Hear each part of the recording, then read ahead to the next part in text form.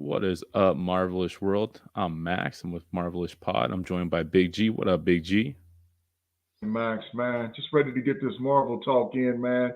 Had a couple of interesting developments jump off from Wednesday to today. So, I'm a little surprised that we're going to get an opportunity to dive into some stuff that we've been talking about away from the channel. Absolutely, man. And for everyone who's watching, everyone who has watched, who subscribed, who's liked the video, we really appreciate it. Even if you spread it with word of mouth, Big G can say it better than I can. We really appreciate everything y'all do for us. Yeah, for sure, man. We appreciate it. So, for all of our listeners out there that are on YouTube and Facebook and all the other social media forums, please continue to like and subscribe and share the information because we started to pick up some volume off with our listeners and watchers, and we're really appreciating it. Yeah, and that's what we do it for. We love to do it. We love to do it for everybody. And today we're gonna hit the Star Wars series Andor. We're gonna hit some She-Hulk, and we're gonna hit some casting in the MCU for Sean's favorite character. If you guys have been fans of the show, you know who that is. And Sean's gonna probably pass out if it happens. But Yeah, let's right, start for off with sure. Andor. Let's start off with Andor. So I think Sean, before we talk about Andor, we kind of have to talk about the state of Star Wars, and it'll Yeah. be a quick one because we've hit on Star Wars a lot. And is it at an all-time low in your mind? I mean, coming off the worst trilogy, coming off a Mm. disappointing Boba Fett, Obi-Wan kind of brought people back. Mandalorian's been really good, Yeah. but what's up with Star Wars in your opinion?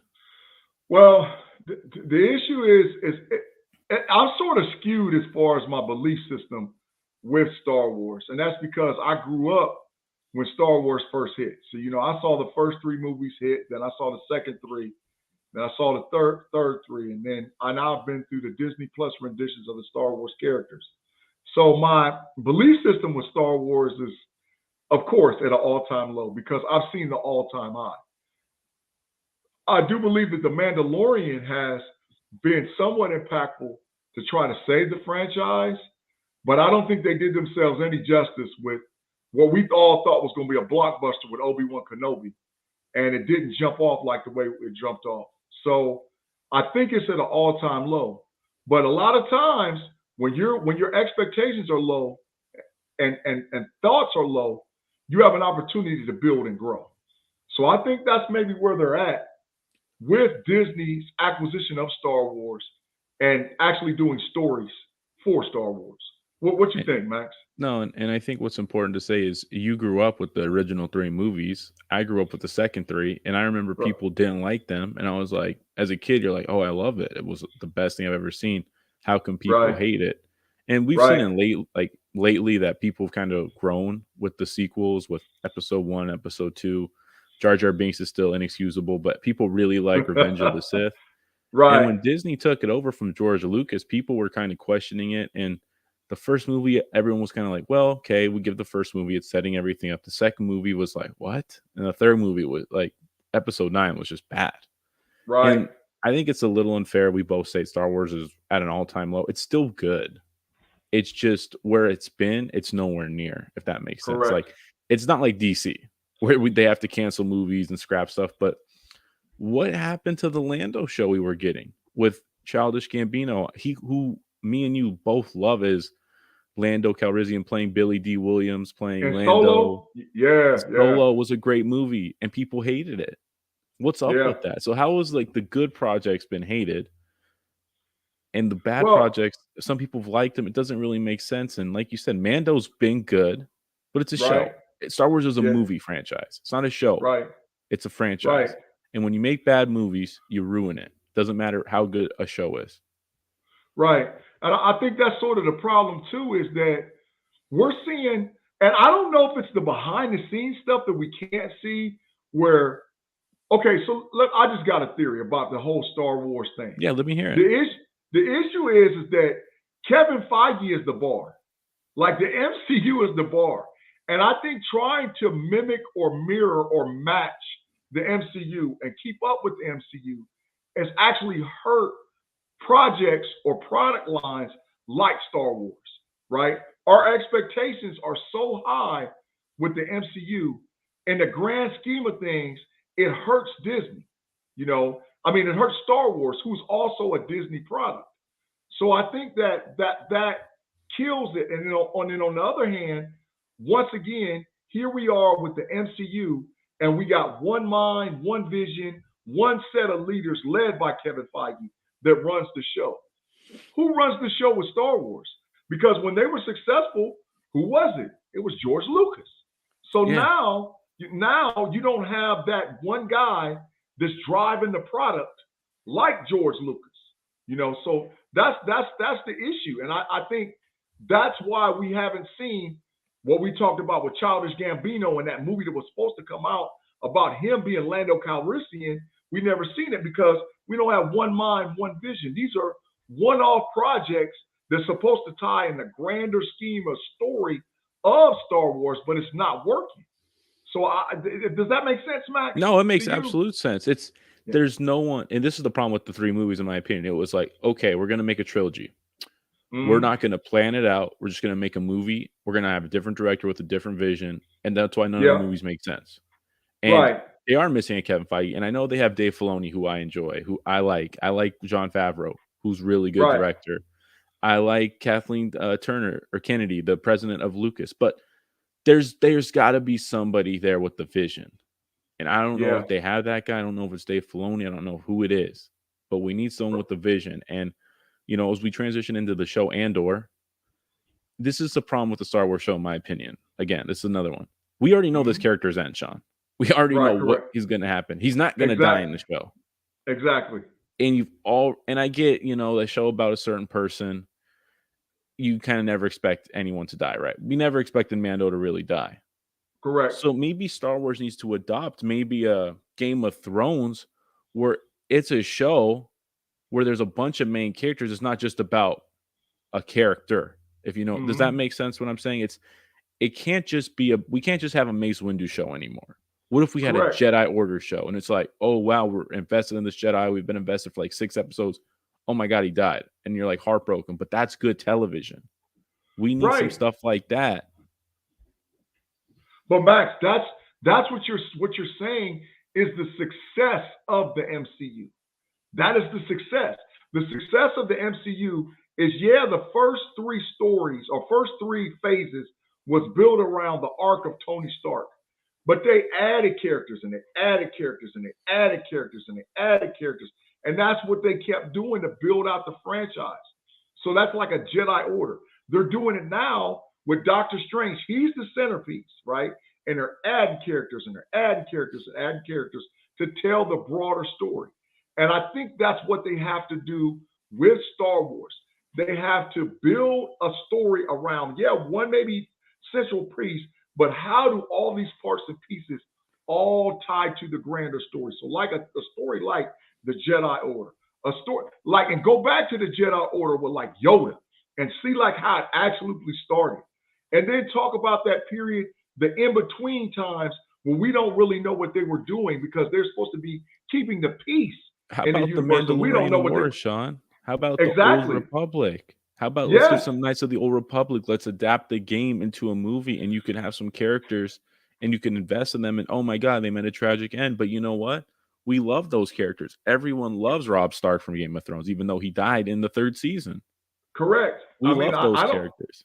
right. I don't disagree. I think that they would benefit, but once again, you can still have all of that, but it doesn't matter unless you got one guy driving the car, or one Exactly. production Yeah. company, or one set of people has to drive the car. If they don't drive the car and they're not wrapping the story, it's going to seem like it's pieced together.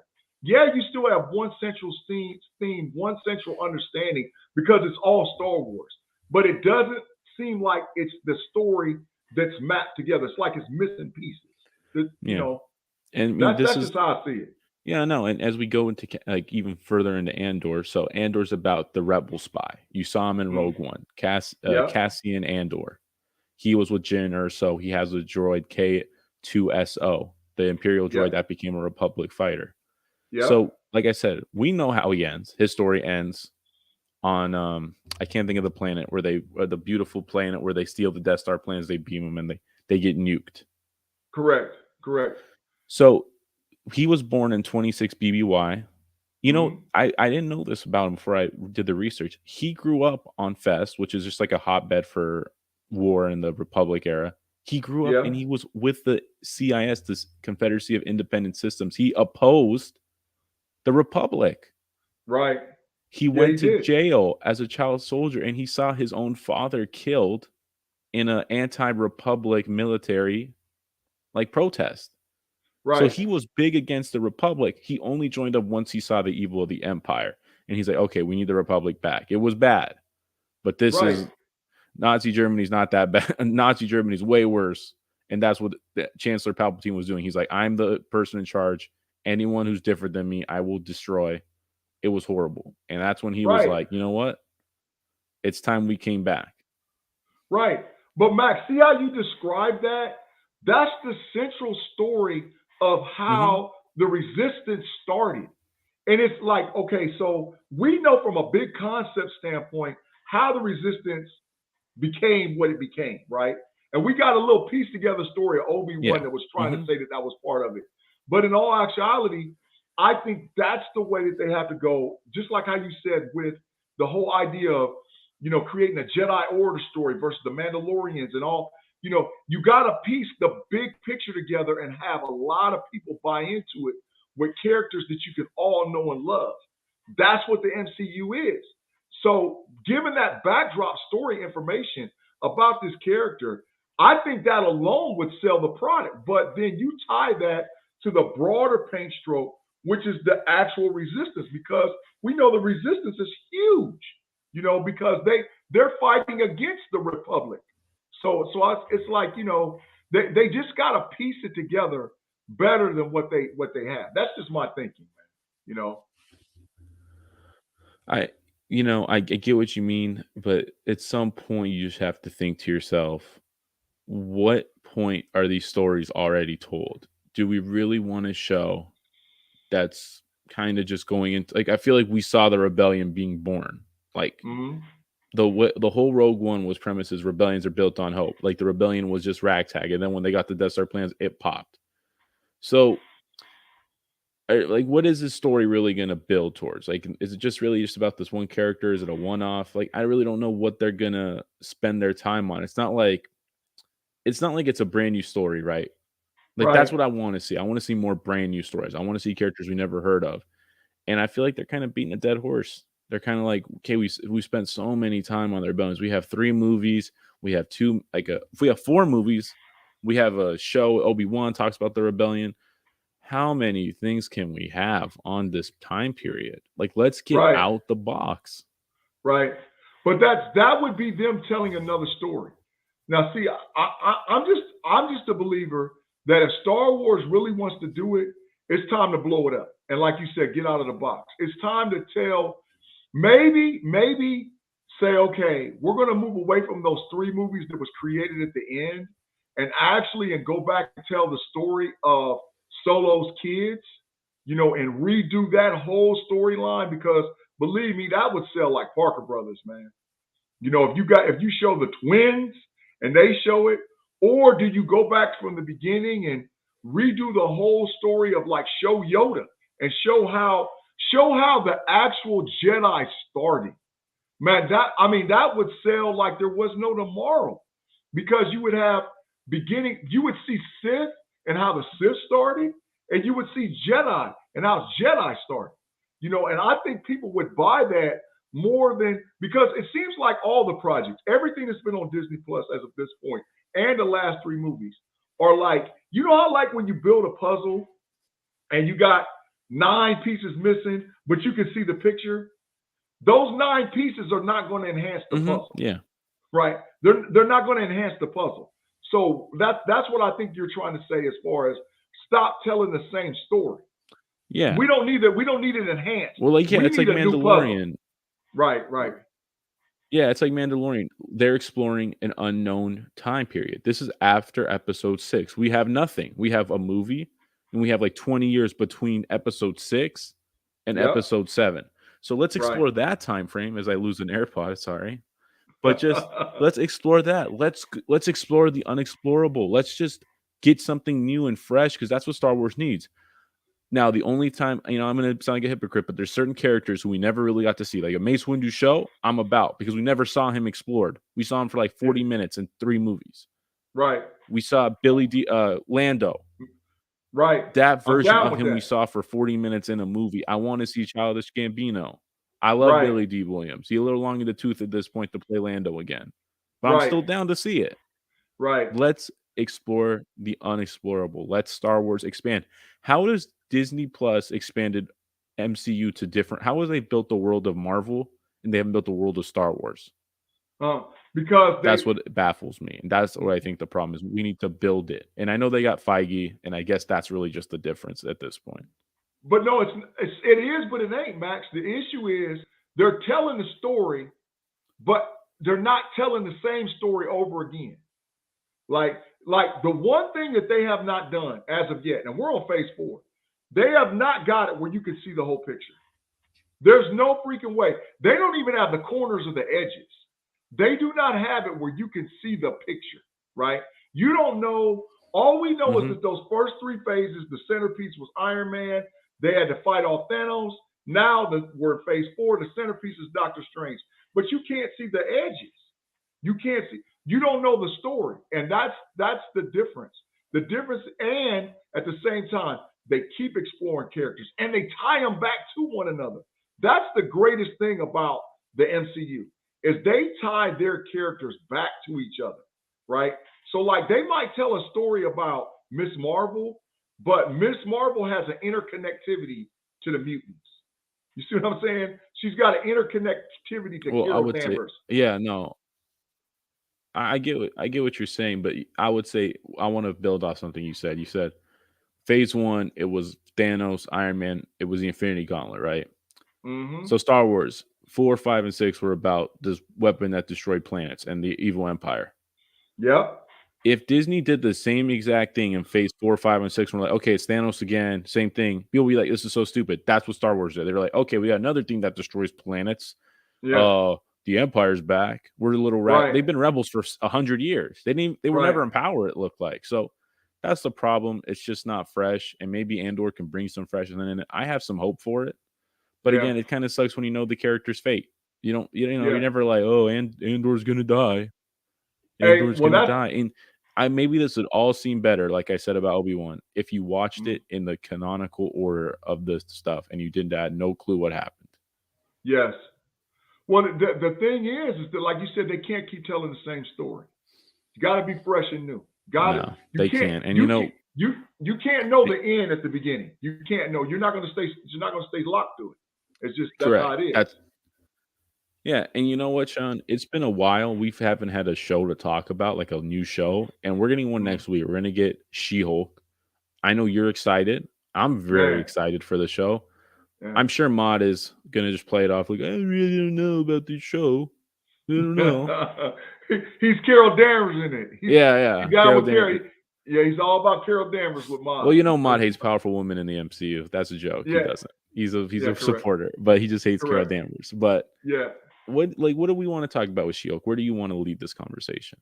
Well, hey man, the first thing is that little 2 minute and 30-second snippet of it, man, was off the hook. And Max, so it told a lot in the 2 minutes, right?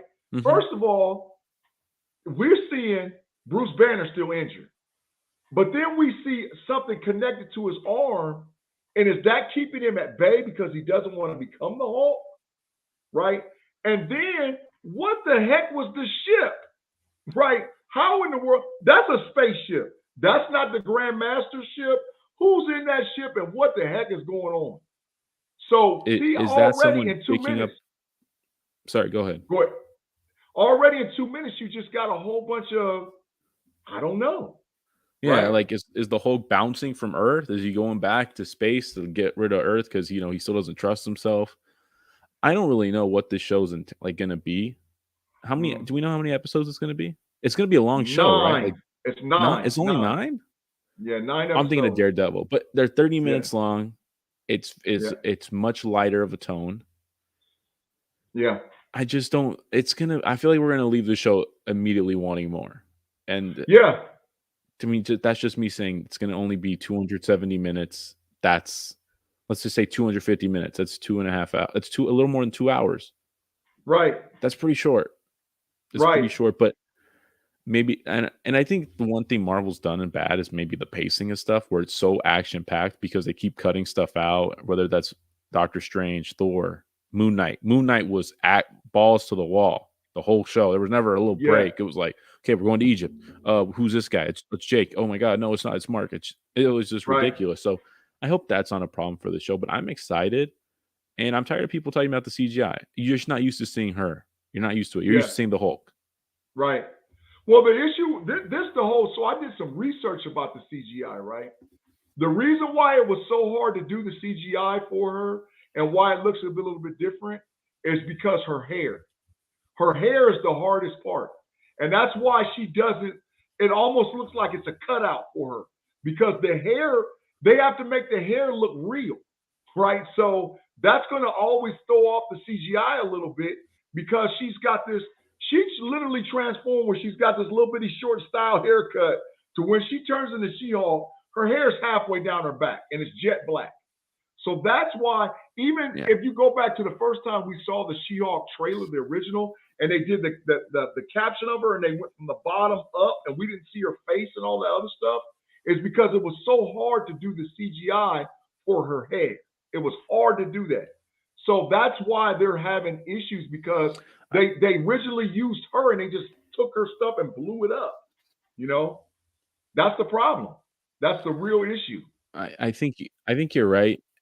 And I think people it's like I think people get used to it. They're like, "Oh, it's just her hair. It's no big deal." And I'm sure they'll do a better job in the future of it. It's still a little hard to make shows. I know there's still some COVID stuff going on. She-Hulk, I'm Yeah, excited. I think the legal part of it, Daredevil has me hyped. They're going to explore the lighter side of him. I love the yellow suit. I think yeah, Daredevil's original suit is amazing. I don't know why yeah, people don't like it. yeah, I guess, they're used to the red, but I love the yeah, yellow with the red. I think it looks yeah. really good. And I'm excited to see Hey, these cameos, man. Go ahead. yeah, the cameos is off the hook, but Max, this is what I was going to tell you. I also did a little research and rabbit hole digging with this too, right? So, like how you go back Mhm. in the MCU and you look at like the premise before they actually give you the actual story or the plot, right? If you go back Mhm. traditionally and you Yeah. read the premise of stuff, it tells you what's really going on in the show. And you don't realize it because you get caught up with watching all the episodes and everything, right?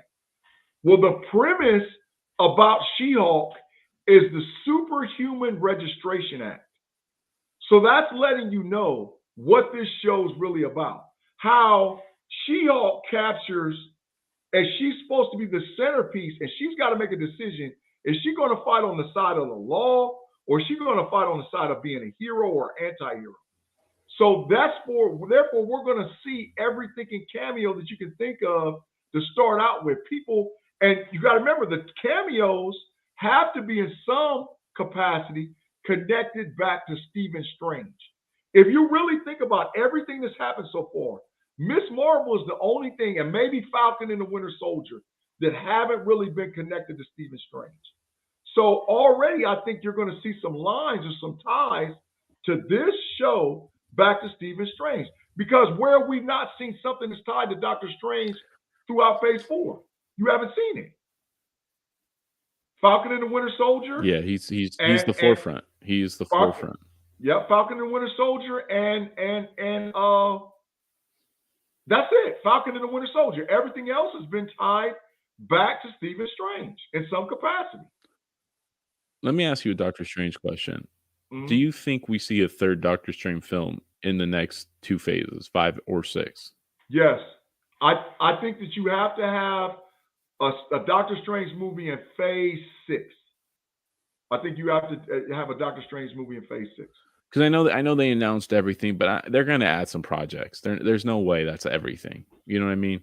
Phase Well, 6 looked light, yeah, and well there was so I would nine assume nine Feige's cutout keeping it a slots. little close. Right, there was 9 cutout slots on the thing, and Yeah. the Phase 5 thing, there was still 2 or 3 other cutout slots. So I mean, but plus we know this too, Max, because we've been following this stuff for a minute, right? The issue is they could really care less what was going on at Comic-Con. They did that just to suffice Comic-Con because that's the loyalty to Yeah, Comic-Con. I think Disney really, and I think it's a little messed up because Comic-Con to me is like the pinnacle still. Disney's like, we're so big now. We Yeah, have the 2 biggest franchises in the like the yeah. nerd community. And Hmm. we can just have our little Disney day and Star Wars day, and we do whatever we want. Yeah. We don't really need Oh, you guys. Disney Day gonna be off the hook. Disney, I Yeah. think So D23 this year has the opportunity to be the best reveal in the history of anything with the MCU, Star Wars, and Pixar. When I think that's they're why I gonna love go you, Sean. balls. When you say stuff like that, Oh man, I think they're gonna go balls to the wall with and at D23, man. I think D23 is gonna be off the hook because like I said, it's their product, right? We're gonna pay homage to the loyalists, but the issue is they selling their product on their day.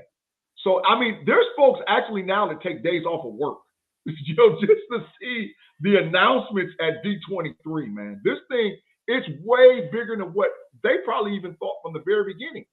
And I really do believe that there's going to be, I think there's going to be castings, call everything, and they're going to give you more stuff on Phase 6.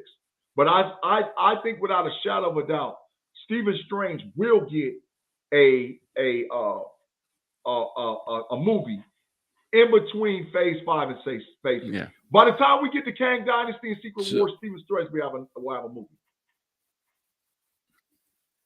do you think at D23, which I think's in a month, right? It's like September, right? Yes, Sound yes. right? It's September 9th, or I Do think you think I we'll want get to a say 9th or casting 10th. for Doctor? Yeah. Do you think we'll get a casting for Doctor Doom announcement, No. or that's going to be I, like an on-screen reveal? yes, yeah. Wakanda Forever is their blockbuster. You know, Wakanda Forever, for all the skeptics that who have issues with Phase 4, right? The culminating event of Phase 4 is Wakanda Forever. They're going to sit on everything that they possibly can for Wakanda Forever for as long as they possibly can. They're not going to show stuff through toys and reveals. They're not going to tell nothing until they get right close to it. I'm talking about even maybe a day or two before, because there's plot leaks out there already, and folks are debunking them left and right. And they're saying, you don't really know. You don't really know. You don't really know. We're going to blow you away with this movie. So I think that, like I said, it's the pinnacle to shift people from Phase 4 to Phase 5. So I don't think they go that far. I do think we get a casting for the Fantastic Four. I do think we get told a lot about the I would Guardians. agree with that. Yeah, I think we get Well, told a lot especially if about we the get a Guardians. Benjamin Grimm sighting. Oh yeah, yeah. Yeah. I, Well, I think if we get a Benjamin Grimm sighting at She-Hulk 2, that'll be like, okay, we got 1 out of 4. We'll get the other 3. And I'm gonna go call this right now. Doctor Doom's gonna be Giancarlo Esposito. He's the best villain actor in the last like 10 years. I'm going with him. There ain't nobody else I'd rather have. Max, come on, man. He We wouldn't talked be a about this, good Professor X. He's too evil. He's too good at evil. man. Max, I'm telling you, that's not the guy, man. The Doctor Doom, in my position, and if I want to call it right now, Anthony Ramos is going to be Doctor Doom. There's no ifs, How ands, much buts money about are it, you going to man. put on this bet? How much That money Anthony are we putting? Ramos is Doom. Yeah. I'm telling you, it ain't the guy. It ain't the guy who you just said. I always mess his name up. That's why I don't want to say it wrong. But I'm telling you right now, he ain't Doom. Doom I have is 10 Anthony Ramos, dollars. man. I got 10 real dollars. It's not 10 your real guy. dollars. Yeah. So okay. So we'll go 10 to 10. If it's not your guy and it's not my guy, we're even. Yeah. But if it's that's cool. All right, yeah. And we'll get Mod in on this too, because I'm we telling don't you, even have Anthony to. Ramos. Even if Mod wins, we won't pay him. Just out of principle. Mod will probably pick some strange guy that we never even heard of before, and he has some inside information. Oh, he's going to say Keanu Reeves. Probably say Keanu Reeves. Nah, Mod will probably talk. Shout out to our boy Straw Hat Goofy. Mod will probably say something to Straw Hat and get some inside information and then come on the show and be bargaining, talking about, yeah, man, I know who it is. I found out, blah, blah, blah, blah. And we're like, man, you're wrong. But Straw Hat done told him something. So there's some things going on behind the scenes, which I know that Mod has the ability to get the information, sort of like how I do. But I'm telling you, That's why I say, Max, you got to roll with me on this one. Anthony Ramos is that guy, bro. I'm planting my flag in Giancarlo Esposito. I think this is one of the characters Doom where I think the casting's key. For Okay. certain characters, it's very key. Like they if they cast someone else's Surrey, I'd be like, okay, I could live with that. I can live with that. If they cast someone else's Namor, you'd be like, okay, you could stomach that, right? You'd be like, Yeah. okay. Yeah. But there's very few characters in the MCU, and I would say Iron Man, Captain America. People are gonna say, Yep. "Oh, these are cornerstone people." Well, yeah, they're the biggest characters. They're the most important. That's why you cast them the best. Correct. So this is one of those people you have to nail, and I really Right. don't think Keanu Reeves. Keanu Reeves is the strong silent type. I think he makes a better Ghost Rider than Doctor Doom. Yeah. That's me. Doctor I Doom would, is methodical. He's conniving. He's powerful. whoever they cast as Victor Von Doom has to be able to carry that character the same way Jonathan Majors is getting ready to carry Kang. If the actor's chops are not equal, they're going to lose people. So that's why I'm saying, because Anthony Ramos is a beast, man. So I think Anthony Ramos can run neck and neck with Jonathan Majors. Do you think my pick can run neck and neck too?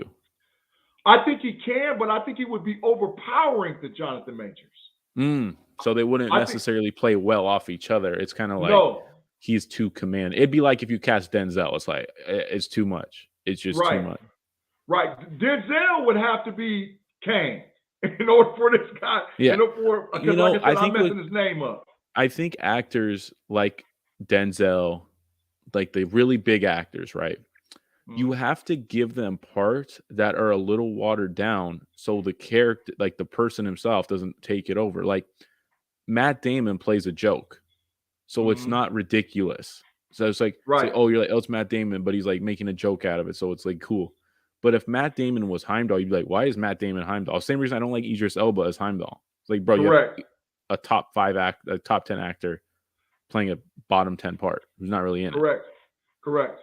So that's what I think you'd have to do if you ever got some of the super big names in, like a Denzel, Morgan Freeman. I know he's old, but you have to get guys like that.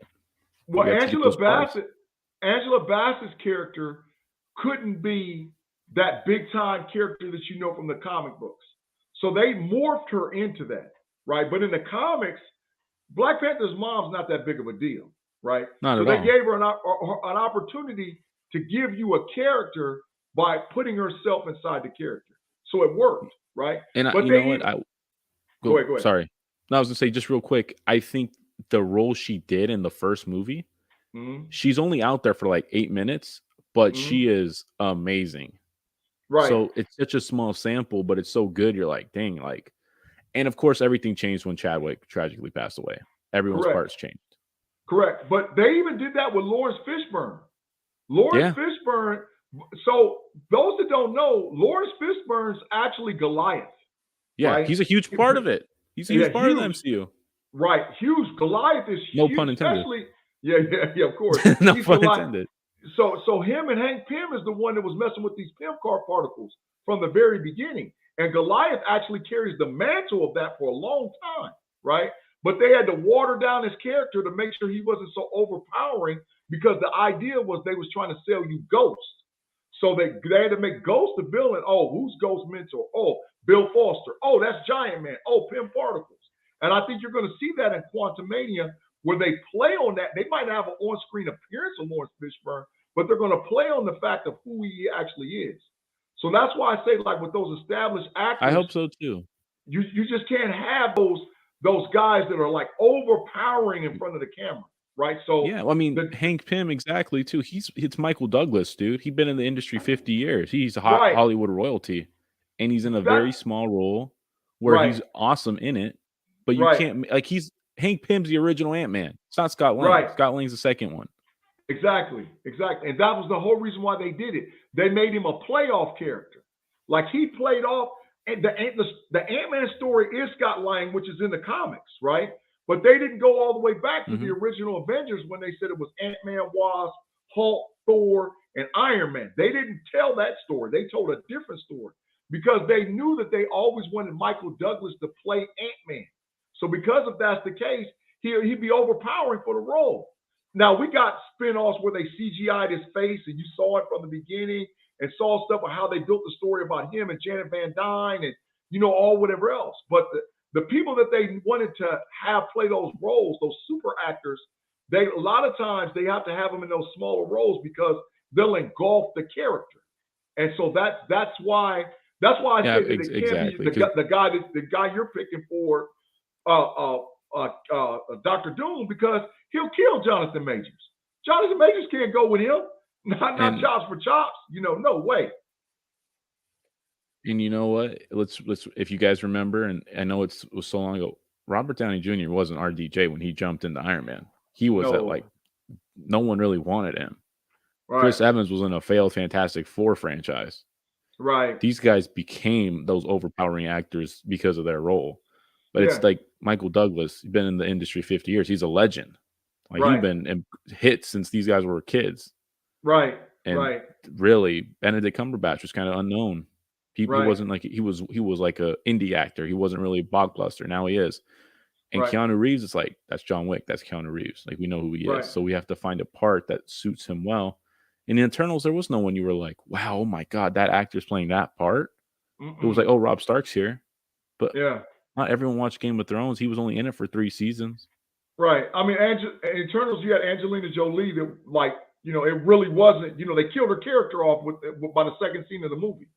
So she was Ajax, the leader of them, Yeah, but I and she mean, was come nuts, on. and she was like crazy.